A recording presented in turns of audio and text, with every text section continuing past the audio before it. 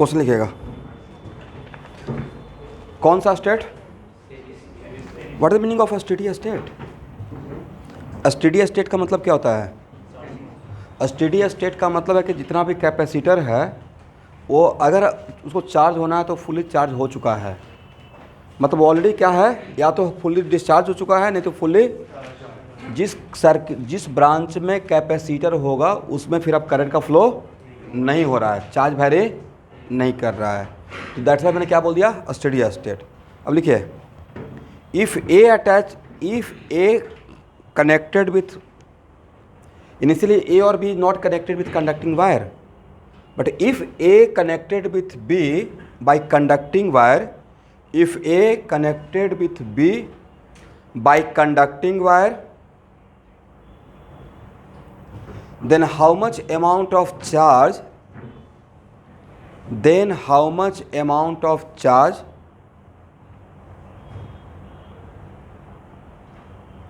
flowing from A to B or B to A, then how much amount of charge flowing from A to B or B to A। अब यहाँ देखिएगा सब लोग, बस ये नाम के लिए लिख दिए हैं, इस टाइप का HC वर्मा में यहाँ देखना है रोशन कुमार, इस टाइप का HCB में क्वेश्चन मिलेगा वर्कआउट में, ठीक है। तो एक्चुअल में it is very important to note that कि जब स्टेडी स्टेट है तो इसमें करंट का फ्लो होगा, नहीं होगा, इसमें करंट का फ्लो जीरो, इसमें करंट का फ्लो जीरो। तो अब ये बैटरी इस बैटरी की वजह से कहाँ पे करंट का फ्लो होगा? सिर्फ इसमें होगा। किसमें करंट का फ्लो होगा? इसका मतलब है कि अगर बैटरी करंट आई दिया तो क्या यहाँ पे करंट जा पाएगा? इसमें नहीं जाएगा। बजाय सर यहाँ पे जाने का मतलब इसमें जाता, इसमें जाता, बट कैपेसिटर जिस ब्रांच में है और अगर केस स्टेडी स्टेट का है मतलब उस ब्रांच में फिर करंट का फ्लो, तो बैटरी जो करंट सप्लाई करेगा वो करंट यहाँ से आई तो सिर्फ वो करंट कहाँ जाएगा? यहाँ जाएगा। करेक्ट ना? तो बताइए, इसका मतलब है कि पूरा complete current, it is very important to note that, इसका नाम कुछ बोल दीजिए, A B C D E F G H. मतलब आप अभी कुछ भी किरचॉफ्स लॉ वगैरह नहीं पढ़े हैं, एक किरचॉफ्स लॉ का प्रॉब्लम है ही नहीं है, एक कैपेसिटर क्लास का प्रॉब्लम है, right. Is it compulsory Kirchhoff's law जानेंगे तभी प्रॉब्लम बनेगा? अभी तक मैंने किरचॉफ्स लॉ पढ़ाया भाई। सबसे इम्पॉर्टेंट तो यह है कि ए से चले ए पे वापस आ गए, ए से चले और ए पे 10th क्लास में थोड़ा तो पढ़े होंगे ओम्स लॉ। क्या है Ohm's law? Potential difference across the resistor equal to what? I into R. But जहाँ से करंट इन करता है वो हायर पोटेंशियल है, जहाँ से आउट होता है वो लोअर पोटेंशियल। इसका मतलब है कि एक्चुअल में करंट के पॉइंट ऑफ व्यू से ये यहाँ पे तो करंट है नहीं, तो क्या डायरेक्ट इसमें करंट निकाल पाएंगे? इस सर्किट में करंट क्या होगा भाई? इसमें तो करंट है ही नहीं, तो बैटरी सिर्फ करंट कहाँ फ्लो कर रहा है? इस लूप में कर रहा है, राइट। इस लूप में कर रहा है तो क्या आई इक्वल टू हम लोग ये लिख सकते हैं ई बाई आर प्लस आर, हाँ या ना? या इसमें भी किसी को डाउट है? या all of you are waiting for कि किरचॉफ लॉ जानते तो बनता? किसी को थोड़ा डाउट नहीं? एक बार थोड़ा सा टाइम हम इसमें लगाते हैं।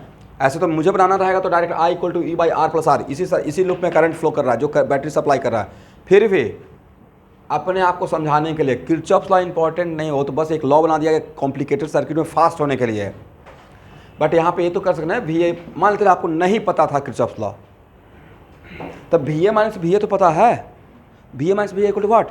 जीरो। और ये जो इंटरनल रेसिस्टेंस है उसको थोड़ा सा हम लोग यहाँ पे दिखाते रहते हैं, करेक्ट ना? तो यहाँ से इन किया तो इसको थोड़ा आप ए भी बोल सकते हैं, सी है, यहाँ पे एच है, कुछ बोल देंगे, इसका कुछ नाम बोलिए। या उतना छोड़िए, एक क्लास में तो हम लोग बैटरी का पढ़ लिए ना, चार्जिंग डिस्चार्जिंग का। This is the case of charging या डिस्चार्जिंग ऑफ बैटरी। करंट का पहला क्लास ले चुका हूँ, सिर्फ बैटरी पढ़ाया था। This the case of discharging of battery. और डिस्चार्जिंग ऑफ बैटरी में बैटरी के टर्मिनल के क्रॉस पोटेंशियल डिफरेंस क्या होता है? E minus I R, E plus I R या E minus I R, E minus I R. तो directly इसका तो डिफरेंस बता ही सकते हैं। ओके, तो वी ए माइनस, ये हम लोग सब जानते हैं, बट फिर भी V A minus V B को आप क्या लिख सकते हैं? V A minus V B. और बी और सी डिफरेंट पोटेंशियल पे है, सेम पोटेंशियल पे है, same potential, then V B minus V C फिर भी लिख लीजिए, अब plus V C minus V D, अब प्लस वी डी माइनस, इतना बस आप लोग को समझाने के लिए। ए वैल्यू को क्या जीरो कर दें और इस वैल्यू को भी क्या जीरो कर दें।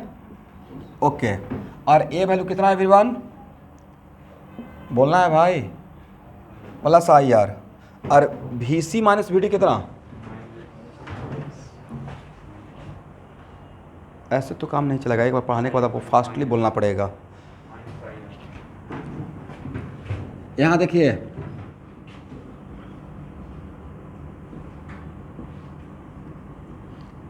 एक किसका केस है भाई? Discharging of battery, right. तो यहाँ पे ए था, यहाँ पे बी था, तो V A minus V B क्या पढ़ाए थे? ई माइनस आई आर ना। अभी मैं V A minus V B पूछ रहा हूँ या V B minus V A पूछ रहा हूँ? देखिए तो minus E minus I R बोलना चाहिए। क्या बोलना चाहिए? ई माइनस आई आर या minus E minus I R? तब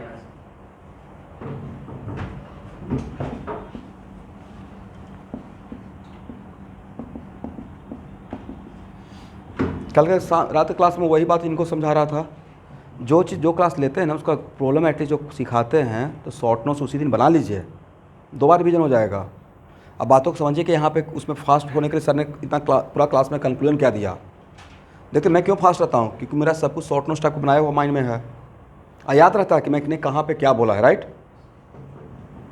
तो आई आर माइनस ई, भाई कुछ तो खास होगा 2% मुझ में। मैं अपना तारीफ खुद ही कर रहा हूँ कि IIT निकाला, ये मेरा सेल्फ रिस्पेक्ट है, ईगो नहीं है। सच में खास था कि मैं चीज़ों को कोरिलेट करना जानता था, और ऐसा नहीं कि प्रॉब्लम बनाकर कौन सा आता था। कुछ ही प्रॉब्लम बनाएंगे बट उस प्रॉब्लम का एकदम बिल्कुल ऑपरेशन कर दिया जाता था। यहाँ पे अच्छा इसमें ये बात, इसमें ये बात, इसमें ये बात। 1000 प्रॉब्लम बनाने के बाद कॉन्फिडेंस नहीं आता है। आप 10 ही प्रॉब्लम बनाइए, बट वो 10 प्रॉब्लम को इतना स्थिर माइंड से बना लीजिए कि वो आपको 100 प्रॉब्लम के बराबर बन जाए। ऐसे प्रॉब्लम लगा रहे हैं लेकिन उस पर बैठे रुक ही नहीं रहे हैं, आंसर के पीछे भाग रहे हैं। प्लस बेसिक चीज़ है, आप लोग को लगता है कि टाइम वेस्ट होता है दोबारा लिखने से। भाई दोबारा लिखने से पूरा मूवी की तरह पूरा क्लासरूम घूम जाता है। हम लोग भी तो तैयारी किए हैं, आप लोग तो कोई नया कर नहीं रहे हैं। तो यहाँ से आई का वैल्यू निकल जाएगा। तो देखिए एक्चुअल में ये बात तो समझ में आ गया। इसका मतलब है कि करंट के पॉइंट ऑफ व्यू से ए, यहाँ देखिएगा, करंट के पॉइंट ऑफ व्यू से ए ब्रांच कोई काम का था भी नहीं था। ओके, यहाँ तक आ गए करंट का। तो देखिए जस्ट आपका कॉन्फिडेंस के लिए कि without knowing the Kirchhoff's law तब भी हम लोग बना सकते हैं, ठीक है। इसको हटाए, कितना हुआ करंट का वैल्यू एवरीवन? आपने देखा कि ये मेडिकल वाले बच्चों को या आप लोग को एक सीडो टेंशन क्रिएट कर देगा करंट और कैपेसिटर मिलाकर, है कुछ नहीं बट सीडो टेंशन क्रिएट हो गया ना। अच्छा कैपेसिटर भी है और रेसिस्टर भी है, ओके आरसी सर्किट है कुछ भी नहीं भाई। देखिए कैसे, I equal to 5/4 + 1 equal to कितना ampere? 1 ampere. Okay everyone, potential wise A point और ए पॉइंट डिफरेंट या सेम? सेम। तो क्या हम लोग बोल सकते हैं VE minus VF equal to VA minus VB, is it right? अब VA माइनस VB कितना सर? IR कितना रहेगा? और I कितना 1 ना, और R कितना है 4, कितना वोल्ट? 4 वोल्ट।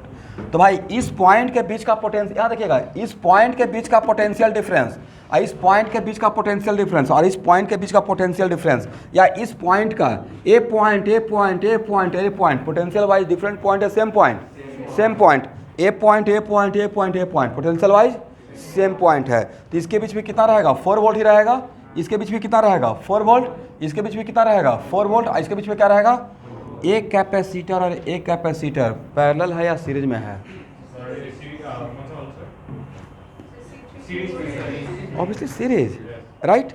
तो इसका इक्विवेलेंट कैपेसिटेंस कितना रहेगा? इन दोनों के बदले कितना लिखिएगा? 2/3। ओके, इसका मतलब सर ई और एफ के बीच में दोनों कैपेसिटेंस के बदले एक ही कैपेसिटेंस रख सकते थे, 2/3 माइक्रोफैराड का रख सकते हैं ना? तो क्या यहाँ पे चार्ज बता पाएंगे? देखो ये तो ऑब्वियसली इसके पीछे का पोटेंशियल, अगर कैपेसिटर के क्रॉस पोटेंशियल डिफरेंस क्रिएट कर दिए तो कैपेसिटर में तो चार्ज पक्का आएगा ही आएगा, राइट। इसका मतलब है चार्ज कितना रहेगा? तो C equal to what? C equivalent equal to Q by VA minus V, जहाँ V क्या रहेगा? Potential difference. And how much is the potential difference? 4 volt. तो क्या यहाँ से Q निकल जाएगा एवरीवन? Q कितना होगा sir? C equivalent into V, 2/3 into V, कितना माइक्रोकुलम? 2/3 इंटू 4 ना, 8/3 माइक्रोकुलम। इसका मतलब 8/3 माइक्रोकुलम किस पे चार्ज है सर? इस पे चार्ज है, बट ये तो 2 के बदले लिखे हुए हैं ना।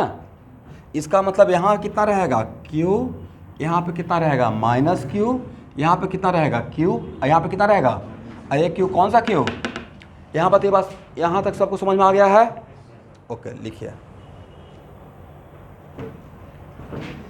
चलिए स्टूडेंट, यहाँ बताइए G और H के बीच में भी 2 कैपेसिटर है, उसका इक्विवेलेंट कैपेसिटेंस कितना है? वेरी गुड सर, सेम ही है, राइट। इसका मतलब इस ब्रांच में जितना चार्ज रहेगा उतना ही चार्ज यहाँ पे रहेगा, एग्री ना? तो अब मुझे जगह बच जाएगा अगर आप लोग एग्री करेंगे तो यहाँ पे Q और उस Q का वैल्यू पता है। ऑनलाइन स्टूडेंट समझ रहे हैं? G और H के बीच में भी इक्विवेलेंट कैपेसिटेंस है आपका 2/3 है और पोटेंशियल डिफरेंस भी सेम है। तो यहाँ पे इस ब्रांच में जितना चार्ज जाएगा और इस ब्रांच में जितना चार्ज रहेगा डिफरेंट रहेगा या सेम रहेगा? सेम रहेगा। Q minus Q, Q and minus Q। Okay, यहाँ तक आ गए? अब इट इज़ वेरी, ये यहाँ तक आ जाइए, बोलिए। ए और ए प्लेट पे टोटल चार्ज कितना? 0। और इस प्लेट पे टोटल चार्ज पक्का ना? ओके, इस प्लेट का नाम दे देते हैं plate 1, plate 2, plate 3 end plate 4। इन चारों plate 1 plus plate 2 plus plate 3 plus plate 4, इन चारों प्लेट का सम ऑफ चार्ज कितना है? 0 है। एग्री? पता है? ठीक है। अब सेकेंड पार्ट में आते हैं, इसको हटाएं।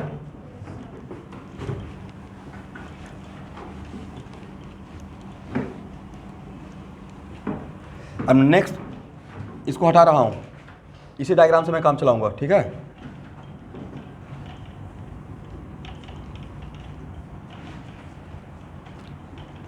Okay everyone, now it is very important to note that A और बी को कंडक्टिंग वायर से कनेक्ट कर दिया गया, राइट। तो जैसे ही ए और बी को कंडक्टिंग वायर से कनेक्ट करते हैं तो ए और ए पैरेलल में हो जाएगा। ए और ए पैरेलल, और ए और ए भी क्या? पैरेलल। और ए दोनों पैरेलल, आई दोनों पैरेलल, उसके बाद क्या हो जाएगा? सीरीज। एग्री? ओके। और इसका इक्विवेलेंट कैपेसिटेंस 3, इसका भी इक्विवेलेंट कैपेसिटेंस 3, करेक्ट। और उसके बाद उसका इक्विवेलेंट कितना रहेगा? बोलिए भाई, ए क्या रहेगा? पैरेलल। ए क्या रहेगा? पैरेलल। और ये सिस्टम और ये सिस्टम के साथ क्या हो जाएगा? आपस में सीरीज। तो इन पूरे इस पूरे यहाँ पे देखिए, इस पूरे का इक्विवेलेंट कैपेसिटेंस कितना, जिसको मैंने सर्किल कर दिया, 3/2 हो जाएगा। कितना हो जाएगा? 3/2। तो जिसको मैंने सर्किल किया क्या, उसके बदले में 3/2 लिख दें। चलिए, ये हो गया C इक्विवेलेंट, जिसको मैंने सर्किल किया उसके बदले लिख दिया C इक्विवेलेंट इक्वल टू 3/2। इसको कुछ नाम दे देते हैं। और इसके बीच का potential difference for nano second के लिए थोड़ा डिस्टर्बेंस हुआ होगा जैसे ही इसको अटैच किए होंगे, बट स्टेडी स्टेट ऑन में कितना टाइम लगता है? 1 सेकेंड इनफाइनाइट टाइम होता है चार्जिंग ऑफ कैपेसिटर के लिए, री एडजस्ट करने के लिए, बिकॉज टाइम कांस्टेंट तो निकाल के देख चुके हैं, right. That's why after steady state फिर से इसमें करंट डिस्टर्ब होगा। जैसे इसको अटैच करेंगे तो थोड़ा टाइम के लिए, नैनो सेकेंड के लिए, 1 सेकेंड के लिए डिस्टर्ब रहेगा। मतलब नैनो सेकेंड मतलब स्विच दिए बस उतना ही टाइम, जितना टाइम आप स्विच को ऑन करते हैं या ऑफ करते हैं, राइट। बट उतना ही टाइम में जो होना है वो अपना रीएडजस्टमेंट हो गया, बट इसमें करंट फिर से वापस उतना ही फ्लो करते रहेगा, राइट। तो इस यहाँ पे इसके पीछे पोटेंशियल डिफरेंस सर सेम रहेगा, 4 वोल्ट ही रहेगा, राइट, क्योंकि स्टेडी स्टेट अचीव हो गया। यहाँ भी क्या रहेगा 4 वोल्ट, यहाँ भी क्या रहेगा, तो इसका जो सर्किल किए हैं उसका बीच का पोटेंशियल डिफरेंस भी क्या रहेगा, अभी भी 4 वोल्ट रहेगा। तो क्या यहाँ पे क्यू डैश बोल सकते हैं everyone, how much Q dash, C equivalent into 4, agree. और सी इक्वलेंट कितना 3/2 ना, 3/2 इंटू 4 कितना हो जाएगा 6 माइक्रो कूलम। यहाँ तक आ जाइए, 6 माइक्रो कूलम। ओके एवरीवन, यहाँ देखिए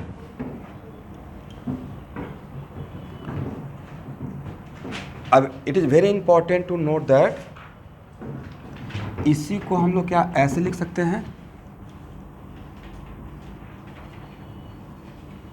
ये जो 3/2 था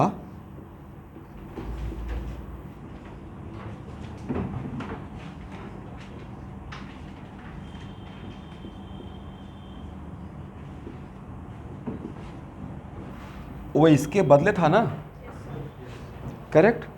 तो यहाँ से जो चार्ज यहाँ पे गया है तो आपको नहीं लगता कि चार्ज एक्चुअली में इसके वजह से ही गया होगा, बैटरी दिया होगा, जो भी दिया होगा। तो भाई यहाँ पे एक मिनट, आप बातों को समझ नहीं रहे हैं। यहाँ देखिए, मुझे देखना रहेगा तो पहले मैं इसको ऐसे देखूँगा, ये 3 माइक्रोफैराडे एंड 3 माइक्रोफैराडे। मैंने ऐसा क्यों किया, जैसा मैंने सोचा था वैसे मैं अपने आप को रिजॉल्व कर रहा हूँ। मैंने इन दोनों को पैरेलल सोचा था, राइट। तो पैरेलल का वैल्यू कितना हो गया था 3, तो मैंने 3 लिख दिया। इन दोनों को पैरेलल सोचे थे तो मैंने क्या लिख दिया 3, और वो 3 और 3 क्या था सीरीज में, तो मैं यहाँ से यहाँ गया था, तो जहाँ से कहाँ था वहाँ से वापस आ रहा हूँ, राइट। तो सीरीज, अब ये दोनों क्या था, ए और ए आपस में, इन दोनों का जो इक्विवेलेंट था और इन दोनों का जो इक्विवेलेंट था, बातों को समझिएगा, ऐसे सोचते हैं चीज़ों को। वो आपस में सीरीज में था, और सीरीज में चार्ज डिफरेंट रहता है या सेम रहता है, सेम रहता है। तो चार्ज आया कितना है 6, तो ए कितना है 6, यहाँ पे कितना रहेगा -6, यहाँ पे कितना रहेगा 6, यहाँ पे कितना रहेगा इस, और ए जो है वो किसके बदले है, यस 1 और 2 के बदले, किसके बदले 1 और, और ए किसके बदले है 1 और 2 एंड 2 और 1, वैल्यू बोल रहे हैं 1 और 2 एंड 2 और उल्टा कर दिया गया, राइट। तो भाई ये तो पढ़ा चुके हैं ना, ये आंसर लाने के लिए नहीं प्रॉब्लम बना रहे हैं भाई। 2 कैपेसिटर आपस में, it is very important to note that 2 capacitor अगर आपस में पैरेलल है और इस पर अगर टोटल चार्ज इन दोनों पे मिलाकर Q है, इन दोनों पे मिलाकर कितना है Q है, और इसका वैल्यू C1 है, इसका वैल्यू C2 है, तो इसमें कितना चार्ज आता था वो आपको मैं डिराइव किया हूँ। मेरे तरफ देखना स्टार्ट करते हैं। अरे Q1 था या Q2 था तो कितना होगा भाई, Q1 इक्वल टू, यही तो पढ़ाए थे, Q C1 प्लस, यही था ना या कुछ और था। If two capacitors are in parallel और दोनों का अमाउंट ऑफ चार्ज अगर Q है तो दोनों कैपेसिटर में चार्ज का डिस्ट्रीब्यूशन में यहाँ पे पैरेलल का मेरे से पढ़ा था, वहाँ पे लिखवाया था। सर भूल गया, कोई बात नहीं, हो सकता है ना कि भूल गए, बट ये तो नहीं भूलेंगे कि इसके बीच का पोटेंशियल डिफरेंस इसके बीच का सेम रहेगा। तो ये तो लिख सकते हैं ना Q1/C1 equal to Q2/C2, correct. और यहाँ से अब एक ही थ्योरी को बार बार डिराइव किया जाएगा, बोलिए आप लोग, Q1/Q2 equal to what C1/C2, यहाँ पे +1 किए थे, वहाँ से ही डिराइव किए थे, ठीक है। मतलब मुझे ये बात एग्ज़ाम के टाइम पे मुझे याद रहेगा अपने लिए, क्योंकि मुझे पता है कि इस पर चार्ज आया है 6 माइक्रो कूलम, ये एक्चुअली इन दोनों का इफेक्ट है। तो इस पर कितना चार्ज आएगा, इस पर कितना चार्ज आएगा, वो मैं फ्रैक्शन ऑफ सेकंड में निकाल लूँगा, क्योंकि मुझे वो फार्मूला याद रहेगा, ठीक है। तो यहाँ पे अब इसी के बदले it is very important to note that, इसको तोड़ कर देखते हैं। इसके बदले क्या लिखिएगा, इसके बदले लिखेंगे 1 and 2, राइट। क्या लिखेंगे 1 and 2। तो इसमें कितना चार्ज आएगा, इसमें कितना चार्ज आएगा, निकाल सकते हैं। दोनों का चार्ज का वैल्यू कितना है 6 माइक्रो कूलम। तो इस पे चार्ज को Q1 बोलते हैं, इसके पे चार्ज को Q2 बोलते हैं। तो भाई कितना रहेगा Q1 का वैल्यू रहेगा सर टोटल चार्ज इंटू 1 और डिवाइडेड बाई 1 + 2 कर दें, यही तो फार्मूला था। तो कितना हो जाएगा 6/3 कितना 2 माइक्रो कूलम। एग्री। तो भाई इस पे 2 गया तो इस पे 4 जाएगा, इस पे 2 गया तो इस पे कितना जाएगा 4 जाएगा। यहाँ तक सबको समझ में आ गया? ओके, इसको हटाएं।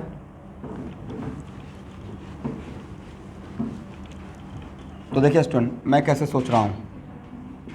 यहाँ देखिए, इसको मैं ए था 3/2, ए था 3/2, इसको तोड़कर मैं 3 और 3 कर दिया, और इसको वापस तोड़कर कितना कर दिया, ऐसे सोचा 1 2, ये मैंने वैल्यू लिखा हूँ 1 माइक्रोफैराडे 2 माइक्रोफैराडे और फिर 2 माइक्रोफैराडे एंड 1 माइक्रोफैराडे। भाई इस पे चार्ज कितना था 6 माइक्रो कूलम, इसमें भी कितना था, बट ये 6 ही तो इन दोनों पर डिस्ट्रीब्यूट होगा। तो कैसे डिस्ट्रीब्यूट होगा 2 4 2 माइक्रो कूलम 4 माइक्रो कूलम। और इस पे कैसे डिस्ट्रीब्यूट होगा, इन दोनों पे भी तो 6 ही था, उल्टा हो जाएगा 4 micro coulomb and 2 micro coulomb. तो -4 -2 ऐसे चार्ज का डिस्ट्रीब्यूशन। Is it right? ठीक है ना। चलिए ओके एवरीवन, यहाँ तक हो जाएगा तो बोलिएगा। समझ में आ गया कैसे करते हैं? थोड़ा यहाँ तक सेम लग रहा था, यहाँ तक सेम, यहाँ पे आकर डिफरेंट हो गया। इस पे 2, इस पे 4, इस पे 4, इस पे 2, क्योंकि ये था 1 2 2 1 1 2 and 1, और दोनों आपस में क्या था, तो पैरेलल में रहता तो क्या था जी, पैरेलल में जिसका कैपेसिटेंस ज़्यादा उस पर चार्ज ज़्यादा, और जिस पे कैपेसिटेंस कम उस पर चार्ज कम आता है। ओके, यहाँ देखिएगा,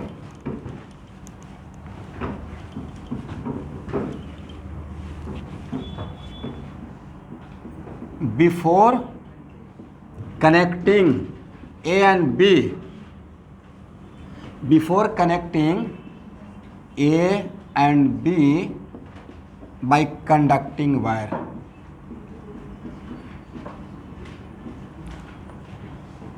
टोटल चार्ज, यहाँ देखिएगा Q total, it is very, यहाँ देखिएगा it is very very important to note that B से A या A से B पे अगर चार्ज का फ्लो होगा, तो अगर B से A पे चार्ज जाएगा तो प्लेट 1 और 2 पे तो ही जाएगा, और कहीं जाएगा, या A से B पे आएगा तो कौन सा प्लेट पे जाएगा 3 and 4 पे जाएगा। तो बिफोर कनेक्टिंग, तो कॉमन सेंस की बात है ना। तो अभी भी यहाँ पे it is very important to note that, यहाँ देखिएगा जिसको मैंने सर्किल कर दिया, अभी भी नहीं था, ये चारों प्लेट आइसोलेटेड है। तो जहाँ पे चारों प्लेट आइसोलेटेड उसका सम ऑफ चार्ज क्या रहेगा 0, पहले भी 0 अभी भी।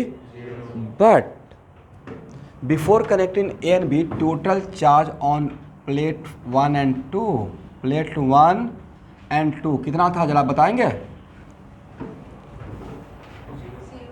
0 था। कितना था 0। And after connecting A and B by conducting wire, plate 1 and 2 पे टोटल चार्ज बताइए तो। इस पे कितना था भाई 2 माइक्रो कूलम, इस पे कितना था -2, और इस पे कितना आया है 4 माइक्रो कूलम, इस पे कितना -4। बातों को समझना है। यहाँ पे कितना 4 माइक्रो कूलम, यहाँ पे कितना रहेगा -4, यहाँ पे कितना रहेगा 2 माइक्रो कूलम, यहाँ पे कितना रहेगा -2। तो इन दोनों को मिलाकर चार्ज कितना 2 माइक्रो कूलम, कितना, और इन दोनों पे कितना -2। इसका मतलब B से A की तरफ चार्ज का फ्लो हुआ। कहाँ से कहाँ B से A की तरफ, क्योंकि बिफोर कनेक्टिंग इन दोनों प्लेट का सम ऑफ चार्ज पहले 0 था, अब हो गया +2। गया कहाँ से B से गया होगा। कहाँ से गया है 20 से। तो ऐसा क्वेश्चन पूछा जाएगा, ऐसे पूछा जाएगा कि यहाँ पे एक स्विच लगाया हुआ है, स्विच इज ऑफ, मतलब यहाँ पे कंडक्टिंग वायर्स नहीं अटैच है। जैसे ही स्विच को ऑन करते हैं, then how much amount of charge flowing through the switch, how much amount of charge flowing through the switch. तो कितना अमाउंट ऑफ चार्ज फ्लो किया? 2। और कहाँ से फ्लो किया? ए से बी की तरफ गया या बी से ए? तो भाई इन चारों का, it is very important to note that before connecting इन दोनों का भी सम ऑफ चार्ज 0 था। देख लीजिएगा, सम ऑफ चार्ज 0 था, राइट। इन दोनों का भी क्या था? इन दोनों को मिलाकर भी 0, इन दोनों को मिलाकर भी 0। बट जैसे ही कनेक्ट किया तो इस पर हो गया +2, तो गया कहाँ से होगा? यहाँ से ही तो गया होगा। तो इन दोनों को मिलाकर कितना होना चाहिए था? -2। देखिए तो -2 है, यस। और अभी भी चारों को मिलाकर कितना है? 0 है। इस क्वेश्चन को ऐसे सॉल्व करना था। तो इस पॉइंट ऑफ व्यू से क्वेश्चन इंपॉर्टेंट था। और एक ही क्वेश्चन में करंट का भी थोड़ा सा फ्लेवर आ गया और कैपेसिटर को तो आ ही गया। बट देखिए पहले क्या था सीरीज में, बाद में क्या हो गया पैरेलल। तक पैरेलल होने के बाद मैं दोबारा चार्ज निकाला, पैरेलल होने के बाद। बट सीरीज के टाइम पे जो चार्ज निकाला उसको कोई यूज था? कोई यूज नहीं था। बट हाँ, अगर पूछा था तो सर यूज फिर आता कैसे? यहाँ देखना है सबको, यहाँ देखते रहे भाई। यहाँ सीरीज के बाद ये अगर इम्पोर्टेंट रहता कि how much amount of electric potential is changes या इंक्रीज्ड, तो इंक्रीज के टाइम पे तो निकालना पड़ता ना, क्या उसमें वहाँ पे निकालना पड़ता Q²/2c या ½ CV², जो भी रहता, तब वहाँ पे काम में आता। बट यहाँ पे सीरीज के टाइम पे जो चार्ज हम लोग निकाले वो यहाँ पे उसका कोई यूज नहीं रहा। क्यों यूज नहीं रहा? क्योंकि इन दोनों का सम क्या था? 0। इन दोनों का भी सम क्या था? 0। ठीक है। तो एटलीस्ट इस टाइप का क्वेश्चन मिलेगा तो आप लोग ट्राई तो कर पाएंगे। चलिए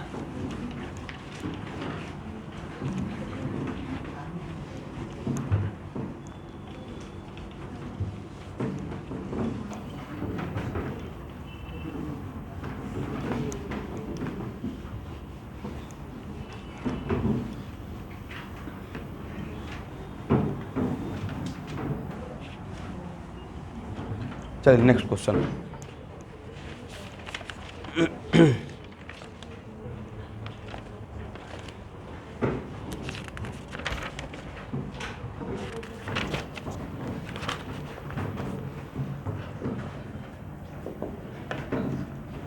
यहाँ देखना है क्वेश्चन है कि what charge will flow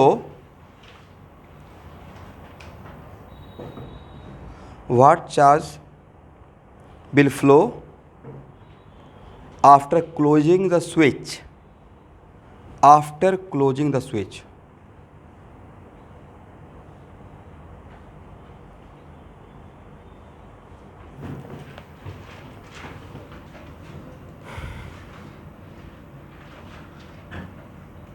what charge will flow after the closing the switch through that section। कौन सा सेक्शन का मैं बात कर रहा हूँ वो दिखा रहा हूँ यहाँ पे। यहाँ देखिए स्टूडेंट, यहाँ पे स्विच है भाई, यहाँ देखिए जब तक स्विच यहाँ पे ऑफ है इसका मतलब यहाँ पे डिस्कनेक्टेड है, ओपन सर्किट है, इसके रिलेटेड। क्लोज करने का मतलब ये भी एक सर्किट बन जाएगा, राइट। इसका मतलब है कि मान लेते हैं ऐसे स्विच ओपन है, इसका नाम एस दे दिए।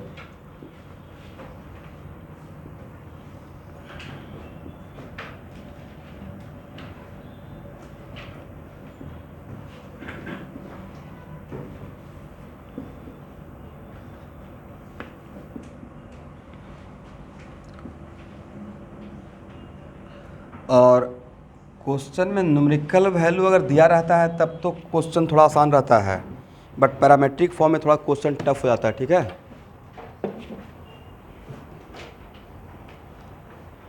ओके एवरीवन, यहाँ देखिए जब तक स्विच, यहाँ देखना है इस क्वेश्चन को मैं सॉल्व करता हूँ। जब तक स्विच ऑफ है तब तक इस बैटरी का क्या काम? बैटरी खुद के पास से कोई चार्ज का सप्लाई नहीं करता है, बैटरी कहीं से चार्ज लेता है कहीं देता है। बट नहीं था कि बैटरी बिना काम का है अगर ओपन है तो? अगर ये ओपन है तो इस बैटरी का कोई काम है या यूजलेस बैटरी है? यूजलेस बैटरी है। इसका मतलब है कि आपसे पूछा गया है इस सेक्शन के through after closing the switch how much amount of charge flowing through the this section, how much amount of charge flowing through this switch, ये भी लिख सकते हैं, how much amount of charge flowing through the switch. अब बातों को समझिए, it is very very important to note that पहले व्हेन स्विच इज ओपन, यहाँ देखना है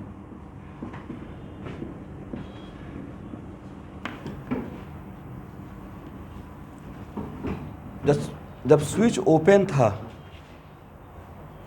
तो एक कैपेसिटर और एक कैपेसिटर, इसका मतलब इसका कोई काम नहीं, इसको यहाँ से कट करके हटा सकते हैं।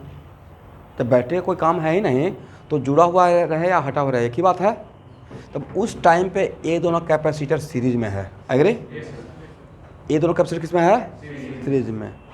तो यहाँ पे यस, तो मान लेते हैं कि इस पे चार्ज Q1 है, तो इस पे क्या रहेगा?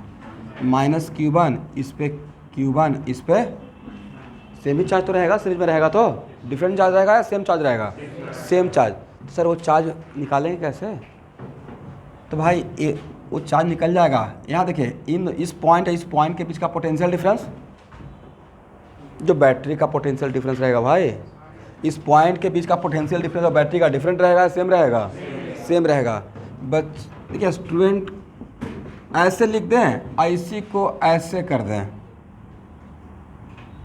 अब इसमें कन्फ्यूज हो रहे हैं, अलग बात है, इसके बीच का पोटेंशियल डिफरेंस और इसके बीच का, भाई वायर को थोड़ा टेढ़ा कर दिया, क्या फ़र्क पड़ गया? सर्किट कॉम्प्लिकेटेड करने का यही मतलब है ना कि वायर को उल्टा पुल्टा कर रहे हैं, उसको हम थोड़ा सीधा कर देंगे, उलझा हुआ वायर है, राइट? तो यहाँ पे इस पे चार्ज Q1 निकाल पाएंगे कैसे? यहाँ पे देखिए, इसका इक्विवेलेंट कितना हो जाएगा?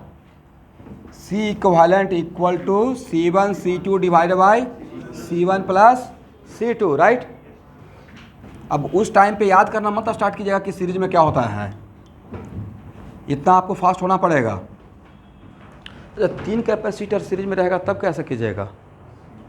और एक साथ लिख देना है, जब 1/C1 करेंगे, नहीं 1/C1 प्लस 1/, बैग में रख लीजिए, अभी मोबाइल का क्या काम, रखिए तुम बैग में, 1/C1 plus 1/C2 plus 1/C3, रखिए बैग में रखिए, सारा ध्यान मोबाइल पे लगा हुआ है। 1/C equal to 1/C1 plus 1/C2 plus 1/C3, तो उसका एलसीएम लेते तो क्या हो जाएगा? C1 C2 C3, कितना हो जाएगा? C1 C2 C2 C3, ऐसे चलेगा, ठीक है? मतलब यहाँ पे क्या हो जाएगा? C1 C2 C3 divide by C1 C2 C2 C3, समझ गए? मतलब ये सब थोड़ा फास्ट होने के लिए। ओके, तो यहाँ से क्या Q1 निकल जाएगा एवरीवन, क्योंकि ये दोनों आपस में क्या है? इक्विवेलेंट, इसके बीच का पोटेंशियल डिफरेंस ये है। तो क्या Q1 equal to what? C1 C2 divide by C1 plus C2 into what? Correct ना? नाउ इट इज वेरी, आप लोग समझ पा रहे हैं? ये सीरीज में था, राइट? तो इसमें मैंने चार्ज दे दिया, करेक्ट ना?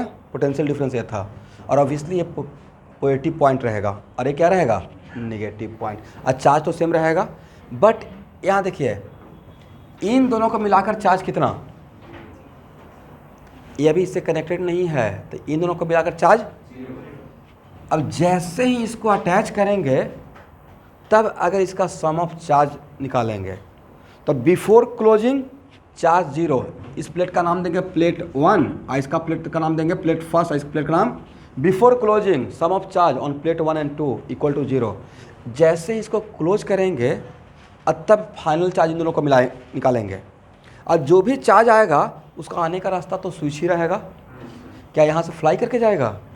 यहाँ से फ्लाई करके जाएगा नहीं, तो आफ्टर क्लोजिंग इन दोनों पे सम ऑफ चार्ज निकालेंगे और फाइनल माइनस इनिशियल कर देंगे। इनिशियल क्या था? 0, फाइनल वैल्यू निकाल लेंगे। तो जितना इन दोनों पे चार्ज फर्स्ट और सेकंड पे आएगा वो स्विच के थ्रू जाएगा। Is it right? एग्री ना? ओके। तो अब बताइए स्टूडेंट, इस चार्ज यहाँ पे how much amount of charge flowing through the this section में, ये चार्ज निकालने का भी कोई मतलब बन गया था? जब सीरीज में है तो इसका सम क्या है? जस्ट निकालने के लिए सीख रहे हैं कि अगर निकालना रहता तो कितना वैल्यू बताते हैं, राइट? चलिए अब स्विच को क्लोज करते हैं।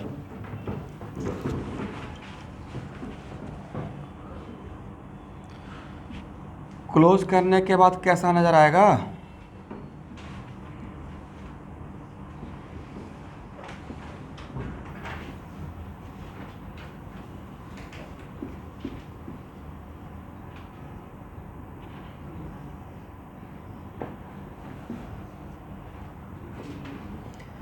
now it is very important to note that क्या इस टाइम पे आप बोल पाएंगे कि ये आपका कैपेसिटर और एक कैपेसिटर पैरेलल में है, सीरीज में है? ना ही पैरेलल में है, ना ही, तो जब ना ही पैरेलल में है ना ही सीरीज में है, तो अब आपके पास उपाय क्या बचा? Charge distribution. चार्ज डिस्ट्रीब्यूशन करना ही पड़ेगा। विदाउट चार्ज डिस्ट्रीब्यूशन आपसे सॉल्व होगा? मुझसे तो नहीं होगा। मतलब यहाँ पे हम लोग को चार्ज डिस्ट्रीब्यूशन करना पड़ेगा। और कितना लूप?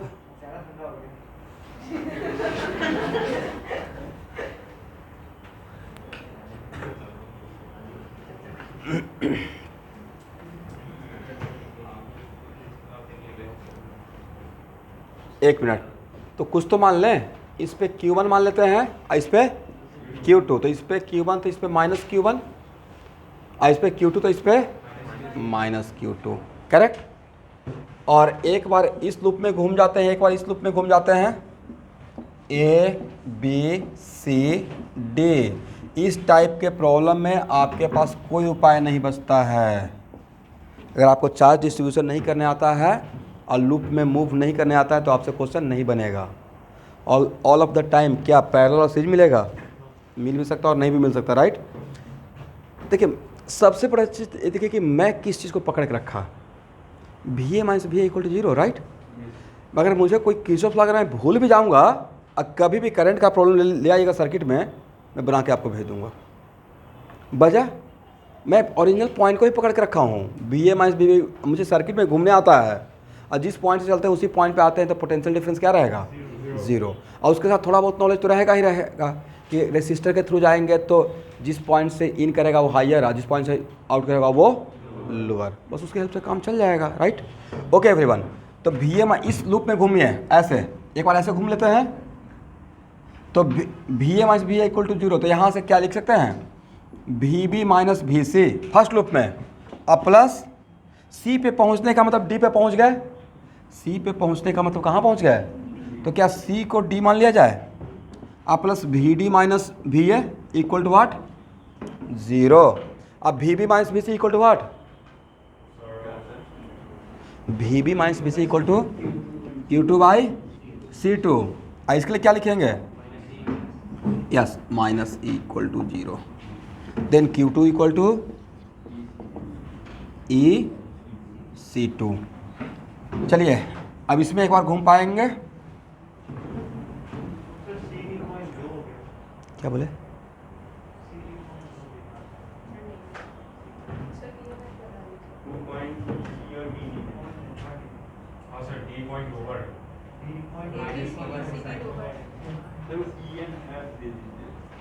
ओह अच्छा, ये कन्फ्यूजन है। चलिए लूप सेकंड में घूमे और Q1 का वैल्यू बताएं।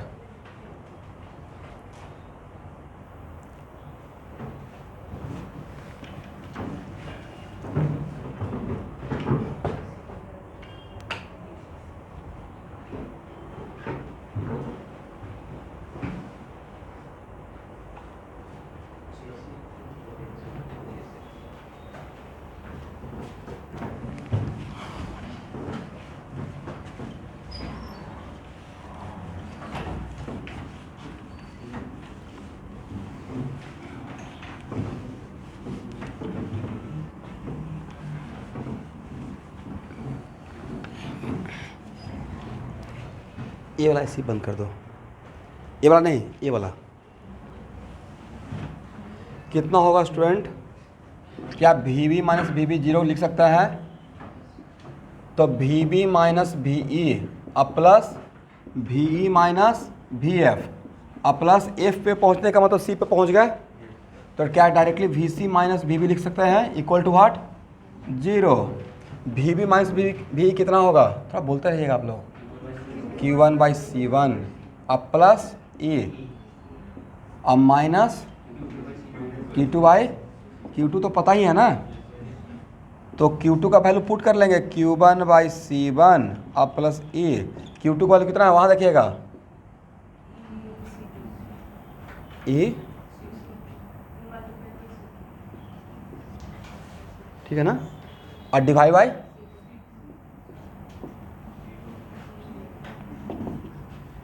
कोई बात नहीं है। तो Q1 इक्वल टू कितना आ गया, 0 आ गया। इसका मतलब ये वैल्यू इस पर चार्ज कितना रहेगा, 0 रहेगा। इस कैपेसिटर पे चार्ज नहीं आएगा। इसमें मैं कुछ नहीं कर सकता हूँ, जो सॉल्व किए जो आया सो आया, राइट। ओके,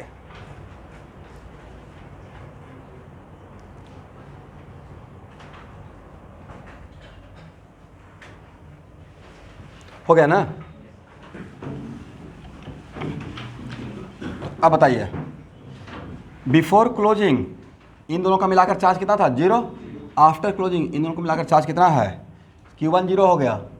तो आफ्टर क्लोजिंग Q टोटल किस पे, plate 1 plus plate 2 before equal to 0 and Q total किस पे, प्लेट 1 एंड प्लस 2 पे आफ्टर कितना हो जाएगा, Q1 plus Q2 equal to watt, Q2 मतलब Ce2 कितना था, C2E2 ना, सॉरी EC2 E।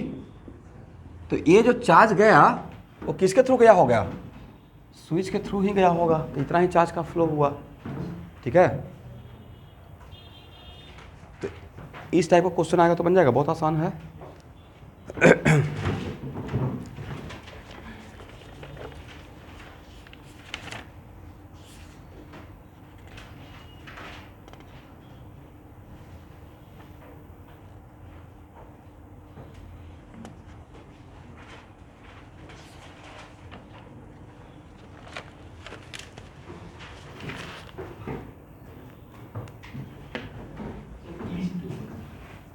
क्या होगा,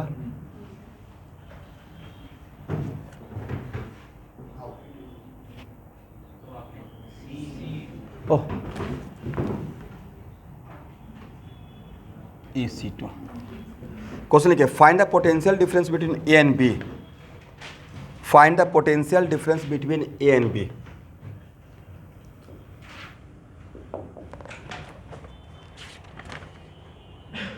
इससे पहले अभी जितना भी क्वेश्चन आप ले रहे हैं सभी रोडों का क्वेश्चन है, बट बहुत आसान है। इस क्वेश्चन में तो आपको कोई फर्क लगा नहीं।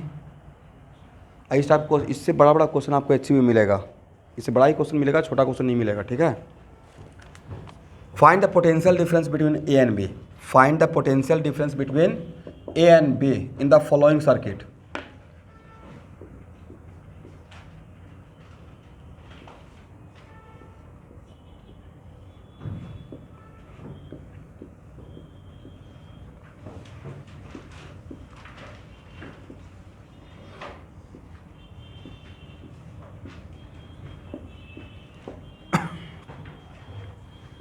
SC1 है, SC2 है, SC3 है, ये E1 है, ये E2 है।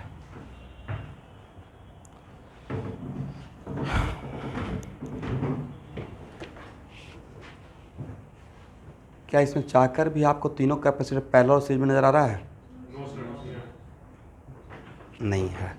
इसका मतलब हम लोग के पास यहाँ पे एक ही उपाय बचता है, चार्ज का डिस्ट्रीब्यूशन। पर चार्ज का डिस्ट्रीब्यूशन करने के टाइम पे आप इस बात का, चार्ज का डिस्ट्रीब्यूशन करने के लिए तो यहाँ ध्यान से देखिएगा, प्रॉब्लम सॉल्विंग के टाइम पे विदाउट वेस्टिंग टाइम, लेकिन एक कोशिश रहना चाहिए कि कम से कम वेरिएबल हो, क्योंकि आपके पास 2 ही लूप है, तो आप 2 से ज़्यादा वेरिएबल टॉलरेट नहीं कर पाएंगे। लूप 2 है, 3 वेरिएबल क्रिएट कर लीजिएगा, बनेगा आपसे? नहीं बनेगा। बट यहाँ पे इसका हम लोग यूज़ करेंगे, ए प्लेट और ए प्लेट और ए प्लेट आइसोलेटेड है, राइट। इसका मतलब इन तीनों प्लेट को आप हम लोग खींच कर बाहर निकाल सकते हैं। तो इन तीनों प्लेट का सम ऑफ चार्ज ऑलवेज क्या रहेगा? 0। तो इस पर Q1, यस ये बहुत बड़ा बात है, Q1 अगर इस पर कर देते हैं लेट अस सपोज Q2, तो इस पर कितना रहेगा भाई? Q1 माइनस Q2, क्योंकि इन तीनों का सम क्या होना चाहिए? 0। यहाँ पे कितना रहेगा? Minus Q2। यहाँ पे कितना रहेगा? Minus Q1 minus Q2। अब तो सॉल्व हो जाएगा। निकालना क्या है? 1 मिनट। तो सर मुझे निकालना है VA माइनस VB, तो अगर Q2 का वैल्यू पता चल जाए तो Q2 बाई C3 कर देंगे। Q2 बाई, एक क्वेश्चन में अगर यहाँ देखिएगा, कभी कभी कुछ क्वेश्चन पैरामेट्रिक फॉर्म पर जैसे डिफ़िकल्ट हो जाता है। फॉर एग्जांपल रेडबर्ग कांस्टेंट का वैल्यू बोलेंगे तो हम लोग के लिए आसान हो जाएगा प्रॉब्लम। जैसे बोलेंगे E इक्वल टू -13.6 Z² आसान बात। और उसी को अगर पैरामेट्रिक फॉर्म में लिखना रहे तो थोड़ा डिफिकल्ट बात। वैसे ही 1/λ इक्वल टू RZ², 1/n1², कहाँ का बात कर रहे हैं, बोर मॉडल, 1 - n1² -1/, वैसी में अगर r का वैल्यू पूछ लें डिफ़िकल्ट हो गया। तो r का वैल्यू तो सबको ऐसे रटा हुआ है आप लोग का, कितना है, 0.5। देखिए मैं अभी यही पढ़ा रहा हूँ इसलिए बार बार आ जाता है। 1/4 का होल स्क्वायर 2π² m e⁻⁴/HQ/c ये था पैरामेट्रिक फॉर्म। तो अगर E1 E2 और C1 C2 C3 का अगर न्यूमेरिकल वैल्यू देंगे तब ये क्वेश्चन बहुत आसान बन गया, सर्किट में घूमेंगे ये क्वेश्चन सॉल्व करने में। बट इसके टर्म में निकालने की वजह से क्वेश्चन थोड़ा टफ हो जाएगा नहीं। तो निकालिए Q1 और Q2 का वैल्यू, डू इट फास्ट। क्या आप लोग लूप में घूम पाएंगे या मुझे सॉल्व करना पड़ेगा, कौन सा, हाँ कर पाएंगे तो कौन सबसे फास्ट आंसर बताते हैं। इसमें कंपटीशन हो गया आपका ड्रॉपर से Nilanjan, 5 minute time only.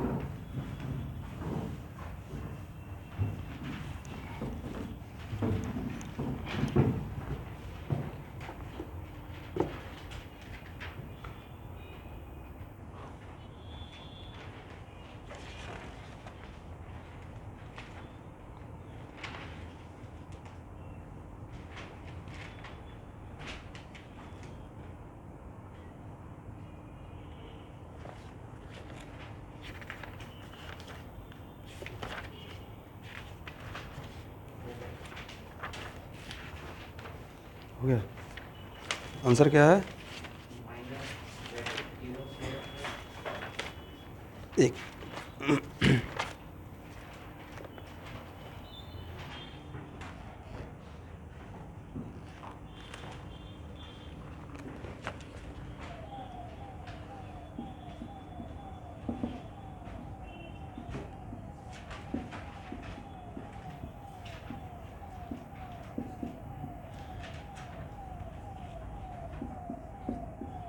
Answer A है भाई।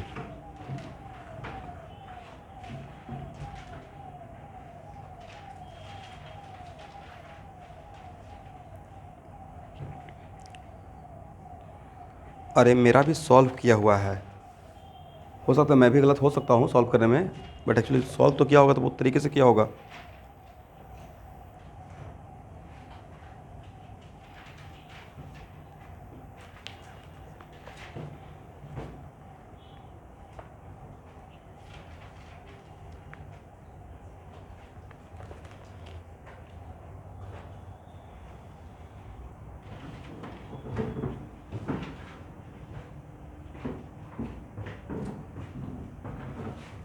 Q2 का वैल्यू निकाले हैं, Q2 निकलेगा तब तो निकलेगा, what is value of Q2। बाकी लोग सॉल्व करते रहिए।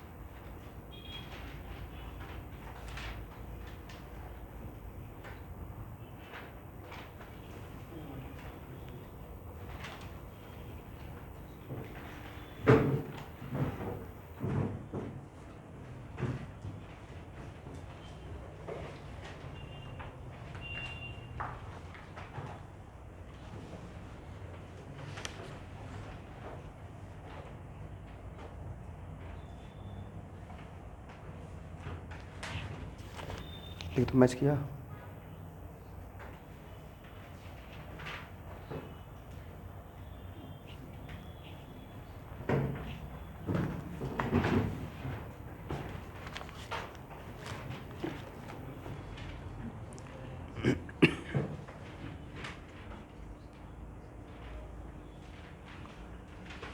क्या आप लोगों का कुछ दूसरा वैल्यू आ रहा है क्या Q2 का?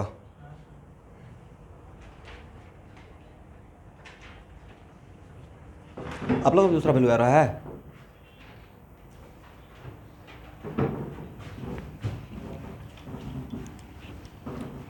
C1 C2 ओके, एक बार मैं भी सॉल्व कर लेता हूँ, ठीक है? हो सकता है कि कैलकुलेशन मेरा मिस्टेक हो। चलिए, इस लूप में घूम रहे हैं, यहाँ देखिए तो Q1 बाई C1 और प्लस Q2 बाई C3, ये C3 था राइट, अब minus plus E1, minus C1 या प्लस E1, हाँ ऐसे घूम रहा है यहाँ से यहाँ, यस, इक्वल टू व्हाट, 0। तो भाई Q1 C3 और plus Q2 C1 equal to minus E1 C1 C3, ये मेरा इक्वेशन फर्स्ट बन गया। यहाँ तक बना, यहाँ तक सही है? ओके, यहाँ से चलते हैं वापस, यहाँ पे आ जाते हैं। यहाँ देखिएगा Q1 माइनस Q2, सब आप मेरे साथ काम कीजिए, देखिए तो सही है। और उसके बाद प्लस E2 अब minus Q2 by C3 equal to what, 0। LCM क्या लेंगे एवरीवन, C2 C3 राइट। तो क्या हो जाएगा sir, C3 Q1 minus Q2 और minus C2 Q1 equal to minus C2 C3 E2। मैं एक साथ लिख दिया, देखिए तो सही है, एक साथ ही लिख दिया। इस टर्म को इधर भेज दिए और एक साथ एलसीएम ले लिए थे राइट, और क्रॉस मल्टीप्लाई कर दिए, तो ये मेरा आया, सही है। ओके, तो Q1 C3 अब माइनस आई भी माइनस, और दोनों में कॉमन क्या, Q2 ना, माइनस Q2, तो क्या हो जाएगा C2 plus C3 equal to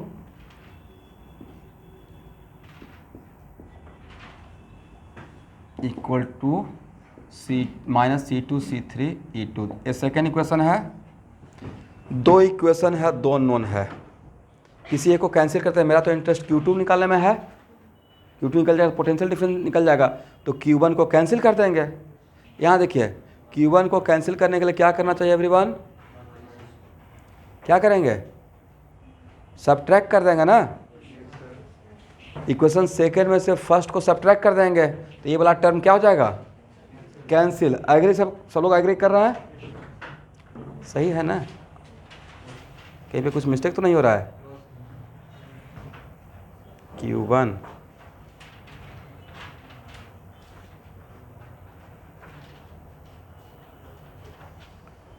इसमें Q1 minus Q2 C3 Q2 by C3 by C2, यहाँ पे C3 क्यों हो गया था, ओके, यहाँ पे Q1 बाई C1 था। तो सेकेंड माइनस फर्स्ट करते हैं तो बचेगा क्या, जो कैंसिल होता है उसको कैंसिल कीजिए। तो सेकेंड माइनस फर्स्ट करते हैं, देन व्हाट, ये वाला टर्म कैंसिल हो जाएगा, बचेगा क्या, minus Q2 C2 plus C3 और minus Q2 C1 equal to minus C2 C3 E2। इसको माइनस किया है ना, तो minus minus becomes what, plus, plus E1 C1 C3, correct है ना। सेकेंड माइनस फर्स्ट तो क्या यहाँ से Q2 का वैल्यू ले सकते हैं, माइनस से मल्टीप्लाई कर दीजिए, तो Q2 इक्वल टू कितना हो जाएगा, Q2 इक्वल टू हो जाएगा, बोलिए C2 C3 और माइनस C1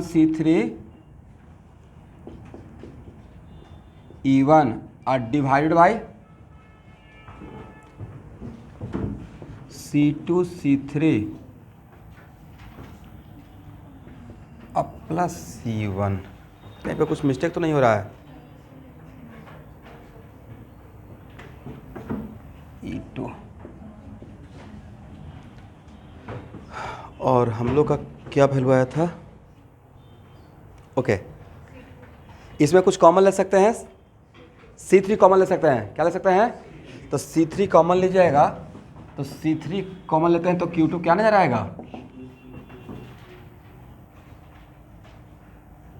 Q2 नजर आएगा। It is very important to note that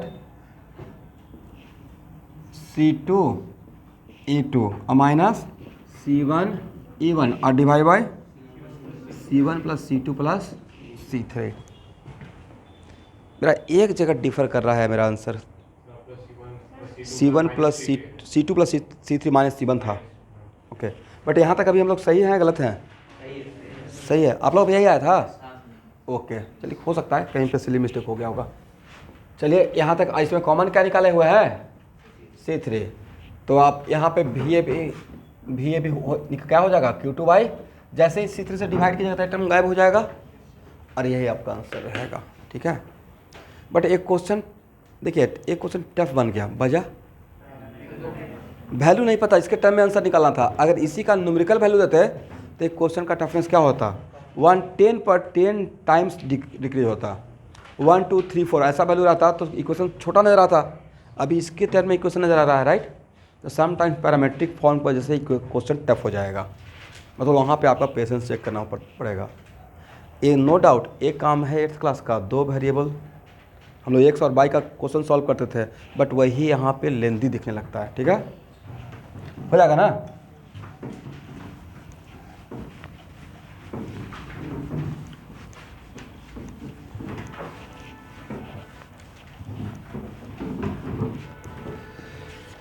okay everyone,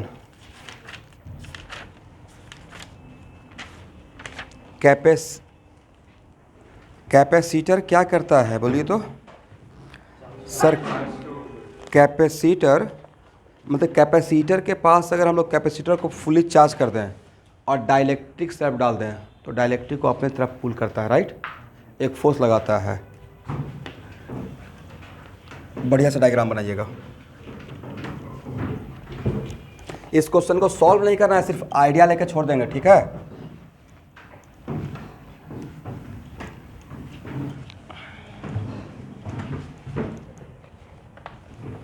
और नहीं लैंग्वेज बनाना है।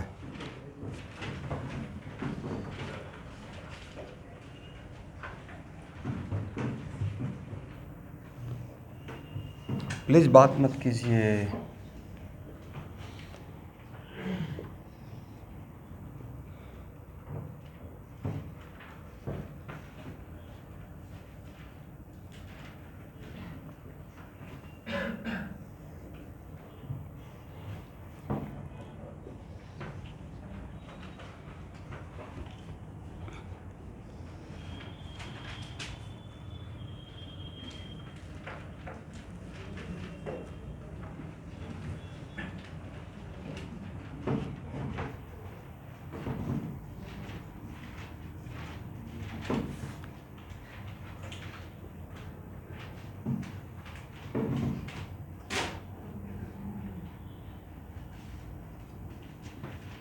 डायग्राम बनाइए बढ़िया से।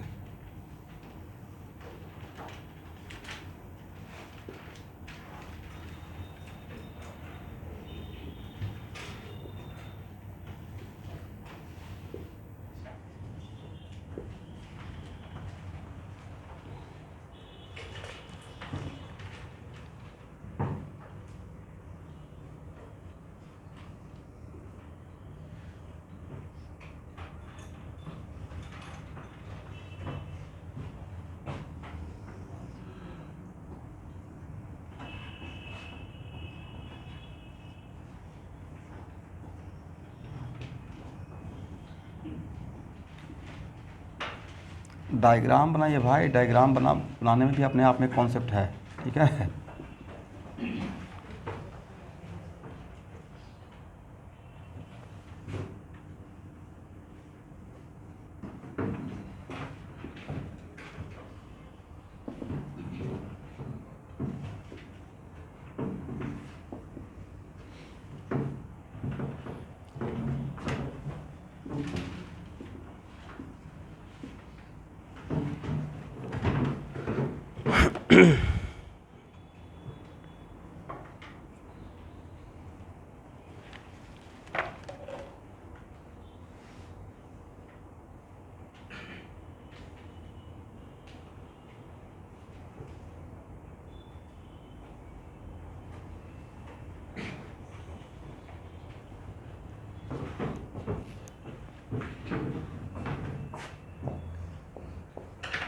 इसको मैं एडवांस का ऑब्जेक्टिव का लेवल दे सकता हूँ।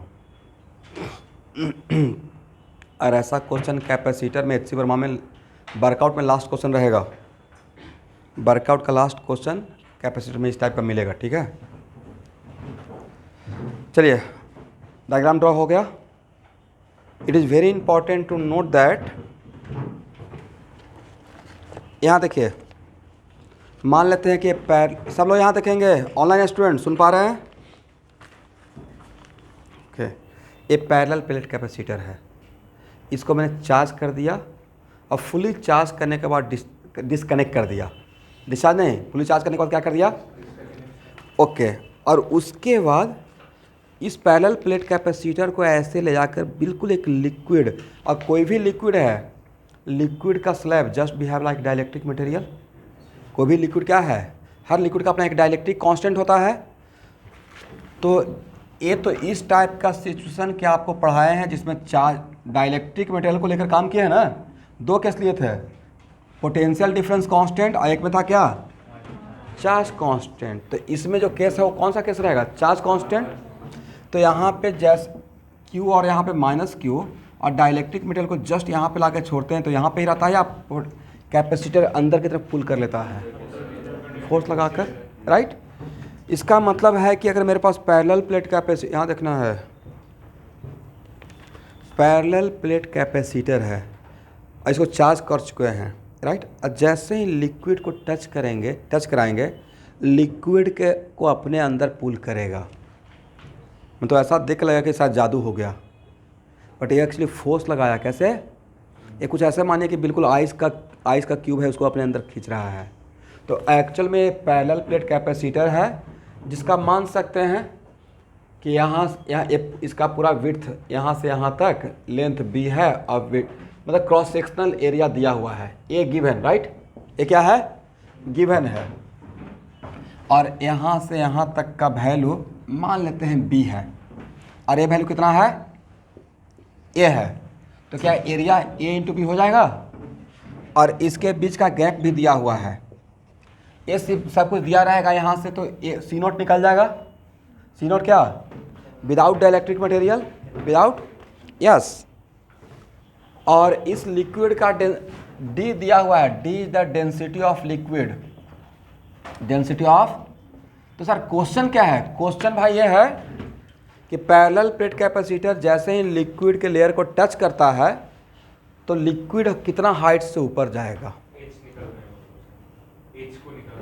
यस वही निकालना है, एच को निकालना है। मतलब कितना हाइट से ऊपर जाएगा, तो ऊपर जाएगा क्यों, फोर्स लगाएगा। तो ये निकालना था कितना जा सकता है। एग्री? चलिए लिखिए, क्वेश्चन समझ गया। इसी क्वेश्चन को लिखवाना स्टार्ट करूँगा तो हाफ पेज हो जाएगा। क्वेश्चन का थीम समझ में आ गया, और जो भी आपका रिक्वायरमेंट रहेगा।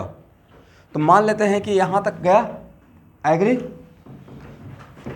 तो प्रॉब्लम सॉल्व करने के लिए कुछ तो मानना पड़ेगा। मान लेते हैं कि ये लेवल मेरा, इस लेवल का ग्रेविटेशनल पोटेंशियल लेवल क्या मान लेते हैं, 0। Agree? It is very important to note that before touching the capacitor plate liquid rest में था, और जब यहाँ तक जाएगा तब भी क्या रहेगा, रेस्ट में रहेगा। तो क्या यहाँ पे हम लोग conservation of mechanical energy apply कर सकते हैं, conservation of mechanical energy apply कर सकते हैं। किस सिचुएशन का? जब कैपेसिटर लिक्विड के लेयर को टच किया उस टाइम का टोटल एनर्जी, और जब ये लिक्विड एच हाइट तक ऊपर गया तब टोटल एनर्जी डिफरेंट रहेगा, सेम रहना चाहिए, same according to conservation of. तो यहाँ पे जो कंजर्वेशन ऑफ एनर्जी है उसको हम लोग कंजर्वेशन ऑफ मैकेनिकल एनर्जी बोल सकते हैं, क्योंकि यहाँ पे कोई डिसिपेटिव फोर्स काम नहीं कर रहा है। कोई रेसिस्टर रहता जहाँ पे हीट रिलीज हो रहा है, एनर्जी वेस्ट होता, तो बट यहाँ पे we can apply conservation of mechanical energy. Total mechanical energy initial equal to total mechanical energy final, समझे? तो sir you I plus K आई लिख सकते हैं ना, यू आई प्लस, इसके अंदर सब कुछ आ जाएगा एवरीवन। पोटेंशियल बोल रहा हूँ, इस पोटेंशियल के अंदर दो टाइप का पोटेंशियल यहाँ पे हो जाएगा, इलेक्ट्रिक भी और कौन सा, ग्रेविटेशनल भी, इलेक्ट्रिक भी और ग्रेविटेशनल भी, क्योंकि यहाँ पे ग्रेविटेशनल वर्क पर एनर्जी में चले गए। तो वर्क पर एनर्जी में कहीं भी मैं रेफरेंस लेवल ले सकता हूँ। मैंने यहाँ पे प्रॉब्लम सॉल्व करने के लिए ग्रेविटेशनल पोटेंशियल का रेफरेंस लेवल यहाँ पे क्या मान लिए, 0। तो ई Y plus K I equal to what, U F plus K F. Okay, now it is very important to note that E Y कितना, तो ई वाई का मतलब इनिशियली आपके पास एनर्जी के नाम पे पोटेंशियल एनर्जी के नाम पे सिर्फ क्या था, इलेक्ट्रिक पोटेंशियल एनर्जी।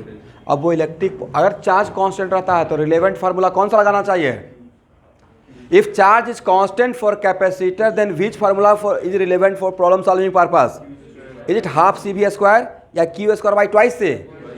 जब चार्ज कांस्टेंट रहेगा तो इसको पकड़ के चलिएगा, ठीक है। तो ई वाई इक्वल टू क्या हो जाएगा, क्यू स्क्वायर बाई 2c0। इसके अंदर अभी लिक्विड नहीं गया है, राइट, तो कितना हो जाएगा, c0 का वैल्यू बाद में पुट कर लेंगे। ओके, नाउ यहां से यहां तक अगर फाइनली बोलिए, जब लिक्विड यहां से यहां तक चला गया तो क्या कैपेसिटेंस ऑफ कैपेसिटर वही रहेगा या चेंज हो जाएगा, चेंज हो जाएगा। तो कितना होगा, तो सर C इक्वल टू ये करना पड़ेगा, C इक्वल टू के equivalent C0, is it right. के इक्वलेंट कैसे निकालेंगे, एक मिनट भाई, यहाँ देखिएगा, ऐसा प्रॉब्लम सॉल्व किए हैं, याद है आप लोग को, K1 K2 याद है ना। अरे इसमें K1 और K2 किस में है, पैरेलल में, किसमें था, तो भाई वही तो बात है, इस लिक्विड का डाइलेक्ट्रिक कांस्टेंट दिया रहेगा, राइट। तो सर ये तो एच हाइट तक ही है, बाकी यहाँ पे क्या मानेंगे, तो बताए तो थे वैक्यूम का स्लैब मानने के लिए क्या माने थे। ओके, इसका मतलब सर यहाँ पे के और यहाँ पे इसका K1 का वैल्यू के और यहाँ पे K2 का वैल्यू 1 और यहाँ पे कितना, बोलिए भाई, H कितना है, तो ए कितना वैल्यू, B माइनस एच कितना, और K इक्वलेंट पैरेलल में क्या फार्मूला था आप लोग को याद है क्या, K1 L1 plus K2 L2 are divided by L1 plus L2 total length, right. तो क्या लिख सकते हैं, K इक्वल टू बोलिए KH, राइट, अब प्लस आगे तो आप ही लोग को बोलना पड़ेगा,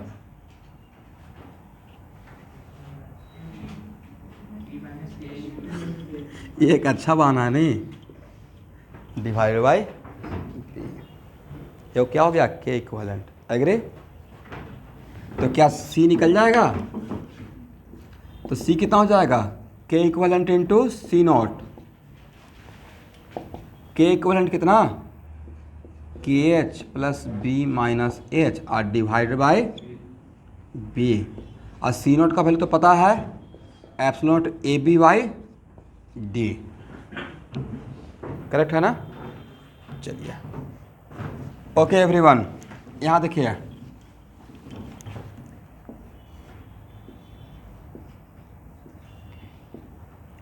आप लोग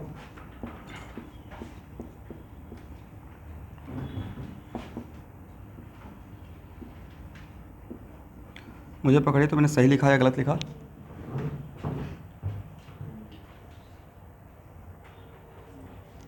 फाइनल पोटेंशियल एनर्जी, अब पोटेंशियल एनर्जी में सरल रहेगा ना, electric potential energy plus gravitational potential energy. और यहाँ पे ये जो इसके अंदर जो लिक्विड का स्लैब है उसका सेंटर ऑफ मास कहाँ पे रहेगा, h/2 पे रहेगा। कहाँ पे रहेगा, तो टोटल मास को behave like a point mass और उसका सेंटर ऑफ मास कहाँ पे, h/2। और m निकाल लेंगे, m क्या रहेगा, this is the mass of liquid. ये लिक्विड को जो कैपेसिटर अपने अंदर पुल किया, खींचा, राइट। तो m का वैल्यू कैसे निकलेगा सर, m का वैल्यू ऐसे निकलेगा, कैसे, डेंसिटी इंटू वॉल्यूम। लेकिन वॉल्यूम का वैल्यू तो बोलना पड़ेगा आप लोग को,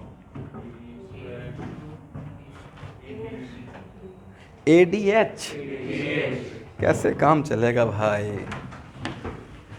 तो आप लोग एडवांस में एक ही क्वेश्चन लेके रुके रहिएगा, राइट। तो सर ये डी से कंफ्यूज हो जाते रहेंगे, राइट। रो कर देते हैं, नहीं, रो ADH, यह है m, राइट। तो यहाँ m का वैल्यू पुट कर दें तो Q²/2C इक्विवेलेंट अब प्लस रो AD। एक क्वेश्चन सॉल्व करने के लिए नहीं है अभी। अब फाइनल काइनेटिक एनर्जी भी क्या रहेगा, लिक्विड इतना हाइट अटेन करने के बाद रेस्ट में रहेगा, इतना हाइट अटेन करने के बाद रेस्ट में, एग्री। अब कुछ लोग सोच रहे हैं सर ऐसे पूरा हाइट लिक्विड जाके ऐसे ओवरफ्लो करेगा। अभी ये मत मानिए, मानिए कि बस इतना हाइट अटेन किया, ठीक है।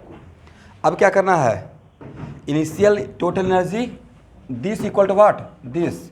ए भी जीरो था, एक क्वेश्चन में लिखा हुआ था, ठीक है, ए भी जीरो, तो दिस इक्वल टू, तो नहीं था यहाँ पे कंजर्वेशन ऑफ मैकेनिकल हो गया। बट इनिशियल पोटेंशियल क्या था, सिर्फ इलेक्ट्रिक पोटेंशियल था। फाइनल क्या था, इलेक्ट्रिक भी था और ग्रेविटेशनल भी। तो इलेक्ट्रिक पोटेंशियल एनर्जी का लॉस के कॉस्ट पे ही तो ग्रेविटेशनल पोटेंशियल बढ़ा, राइट। किसको लॉस करके कौन बढ़ा, ग्रेविटेशनल पोटेंशियल का वैल्यू आया कहाँ से, at the cost of loss of electric potential energy. तो दिस इक्वल टू दिस कर लेंगे, ये नीट में कभी नहीं आएगा, 500% गारंटी है, ठीक है। एडवांस में कभी भी आ सकता है। अभी बस sir JEE what about JEE में भी नहीं आएगा, ये 2 मिनट का क्वेश्चन नहीं है। बट ये एक आइडिया है, क्वेश्चन ही है, एक आइडिया है, ठीक है। तो कितना हो जाएगा everyone, Q²/2C0 equal to what, Q²/2C equivalent. C equivalent तो यहाँ पे पता है, राइट। C इक्वलेंट का यहाँ पे वैल्यू पुट कर देंगे, अब प्लस रो ADH/2।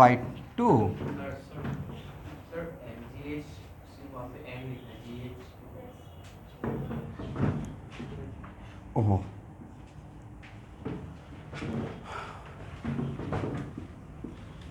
इन्हें लगता है सर ये तो बन गया क्वाड्रेटिक, ये तो एक तो पैरामेट्रिक और दूसरे में एच का क्वाड्रेटिक। लगता है क्या पूरा क्लास में सॉल्व होगा, तो ये जस्ट एक आइडिया था। अब इसी का अगर न्यूमेरिकल वैल्यू दे देंगे तब आपसे सॉल्व हो जाएगा। बट आइडिया तो लग गया कि ऐसा क्वेश्चन में ऐसा करना है, ऐसा क्वेश्चन में कैसा करना है। एक ही क्वेश्चन में के इक्विवेलेंट का भी आइडिया आ गया, राइट। सी इक्विवेलेंट भी निकालना आ गया, फिर कैसे डाइलेक्ट्रिक स्लैब को कैपेसिटर पुल करता है उसका भी आइडिया आ गया, और उसके बाद में कंजर्वेशन ऑफ मैकेनिकल एनर्जी भी लगा दी है। तो इस तरीके के क्वेश्चन को ऐसे बनाएंगे, ठीक है। चलिए, तो मेरे तरफ से जो मेरा खुद का जो कलेक्शन है मोटा मोटी कैपेसिटर का, अब एक क्लास मतलब नेक्स्ट आज थर्सडे है ना, सैटरडे को करंट इलेक्ट्रिसिटी रहेगा और करंट इलेक्ट्रिसिटी का सेकेंड क्लास रहेगा प्रत्याशी, मिस मत कीजिएगा। और फर्स्ट क्लास का वीडियो मैं शेयर कर दूंगा, किए हैं तो उसको देख कर आइएगा। तो वहाँ से करंट इलेक्ट्रिसिटी का आप एक नोटबुक बना लीजिए, ठीक है। और थर्सडे एंड सैटरडे अभी मैं करंट इलेक्ट्रिसिटी और 1 या 2 क्लास में आरसी सर्किट का प्रॉब्लम सॉल्व करूँगा। आरसी सर्किट जो मैं दिया हूँ यहाँ पे का प्रॉब्लम, अब प्लस HC वर्मा में आरसी सर्किट कहाँ दिया हुआ है, कैपेसिटर में नहीं दिया हुआ है, कहाँ दिया हुआ है, करंट वाला चैप्टर। तो वहाँ का सारा आरसी सर्किट का बना लेंगे ताकि आरसी सर्किट का टेंशन ही खत्म, ठीक है। तभी 2 क्लास से होगा, अब बाद में उसको 3 क्लास कर देंगे। कैपेसिटर आप लोग बनाना स्टार्ट कर दीजिए। कैपेसिटर बनाने के लिए ऑलमोस्ट आपको कॉन्सेप्ट दे चुके हैं HC वर्मा का, वर्कआउट भी और एक्सरसाइज भी और ऑब्जेक्टिव भी बनाइएगा, बहुत बढ़िया ऑब्जेक्टिव है, अच्छा कलेक्शन है। अब टाइम नहीं लगेगा, जितना दुख दर्द था वो ख़त्म हो गया, बड़ा चैप्टर कवर हो गया। करंट इलेक्ट्रिसिटी तो बहुत लाइट टॉपिक है। और करंट इलेक्ट्रिसिटी का डिवाइस आर के सर पढ़ाएंगे। डिवाइस मतलब एमीटर, वोल्ट मीटर और पोटेंशियोमीटर, और कौन सा मीटर है वो तो उसी में मीटर वगैरह में आ गया ना, गैल्वेनोमीटर, राइट। या आप लोग जैसा बोलिएगा, वो मुझे बोलिएगा तो मैं ही पढ़ा दूंगा, ठीक है। और उसके बाद यहाँ देखिए मेरा क्या प्लानिंग है, रुकिए 1 मिनट, लास्ट मिनट आप लोग का टाइम लूँगा।